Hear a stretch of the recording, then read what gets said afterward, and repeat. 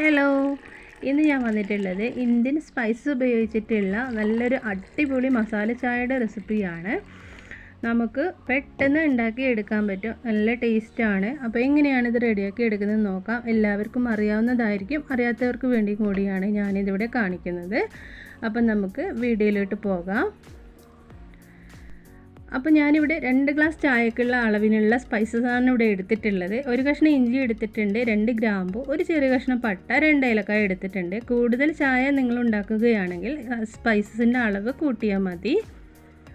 ഞാനിപ്പോൾ 2 ഗ്ലാസ് അളവിലുള്ള ചായയാണ് ഉണ്ടാക്കുന്നത്. അപ്പോൾ ഞാൻ ഇഞ്ചിയും ഏലക്കായും ഒന്ന് ഇതിലേക്ക് ഇട്ട് കൊടുത്തിട്ടുണ്ട് വെള്ളത്തിലേക്ക്. 1 കപ്പ് വെള്ളം എടുത്തിട്ടുണ്ട്. ഇനി ഇതൊന്ന് നല്ലതുപോലെ തിളച്ച് വരുമ്പോൾ ഇതിലേക്ക് 2 ടീസ്പൂണ് ചായപ്പൊടി ചേർത്ത് കൊടുക്കുന്നുണ്ട്. ഞാൻ നല്ല കടുപ്പമുള്ള പൊടിയാണ്, ഞങ്ങളുടെ വയനാട്ടിൽ കിട്ടുന്ന പൊടി. ചായപ്പൊടിക്ക് നല്ല കടുപ്പാണ്. ഇനി ഇതിലേക്ക് നല്ലതുപോലെ ചായ തിളച്ച് വരുമ്പോൾ അതിലേക്ക് ചൂടുള്ള പാലും കൂടി ചേർത്ത് കൊടുക്കാം.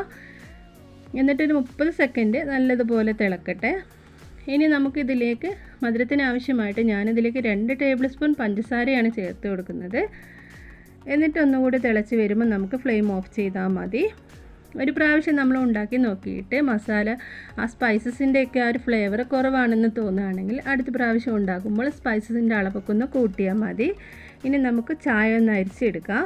അരിച്ചെടുത്തതിന് ശേഷം 2 പ്രാവശ്യം നല്ലതുപോലെ ഒന്ന് അടിച്ചെടുക്കാം. അപ്പോഴാണ് ആ ചായക്ക് നല്ല ടേസ്റ്റ് ഉണ്ടാവുള്ളൂ. ചായ കാച്ചി വെച്ചിട്ട് ഒരുപാട് സമയം നമ്മൾ വെക്കരുത്, അങ്ങനെയാകുമ്പോൾ അതിൻ്റെ ടേസ്റ്റ് മാറും. ഇനി നമുക്ക് ഗ്ലാസ്സിലേക്ക് സെർവ് ചെയ്യാം. ഇത്രയേ ഉള്ളൂ, നമ്മുടെ അടിപൊളി മസാല ചായ ഇവിടെ റെഡി ആയിട്ടുണ്ട്. നല്ല റിഫ്രഷിംഗ് ആയിട്ടുള്ള ഒരു മസാല ടീ തന്നെയാണ് ഇത്. എല്ലാവരും ഈ രീതിയിലൊന്ന് ട്രൈ ചെയ്ത് നോക്കുക. അപ്പോൾ ഇനി അടുത്ത വീഡിയോയിൽ കാണാം. Thank you.